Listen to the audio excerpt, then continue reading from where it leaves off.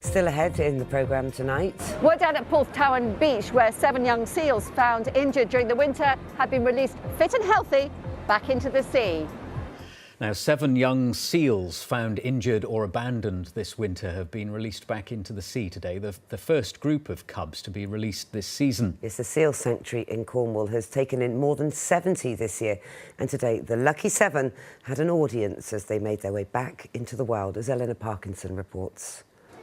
After months in hospital, these seals can smell the salt in the air and they're keen to get in the water. Among them, a young seal called Hope.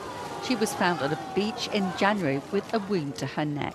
She was actually entangled in netting when we found her. It was wrapped quite in deep around her neck. So when we got there, we actually cut it off. And yeah, she just had a very sort of deep wound around her neck. It was very infected. So that's why she came into the sanctuary. Hundreds of people flocked to the beach to watch this release.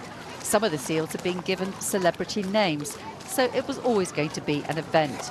But most of the seals weren't going to hang around for photos. They tasted freedom.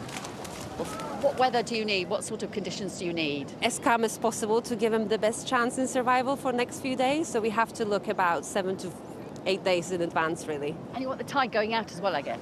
Yes, so they always go into the water in a high tide. So this is when we're releasing. It's high tide at the moment, so they'll go in with the tide. And what's it like being able to watch them go out there after all the work you put in? It's sort of a bittersweet moment, really. Obviously, we've been with them, taking care of them for the last sort of few months. So it's nice, obviously, to see them go back out to where they belong. But at the same time, it will be a little bit missing them as well. It's a really nice atmosphere. I mean, you know, what an amazing thing and what an amazing opportunity for the kids to be able to go and see these creatures going back out to the sea. It's fantastic.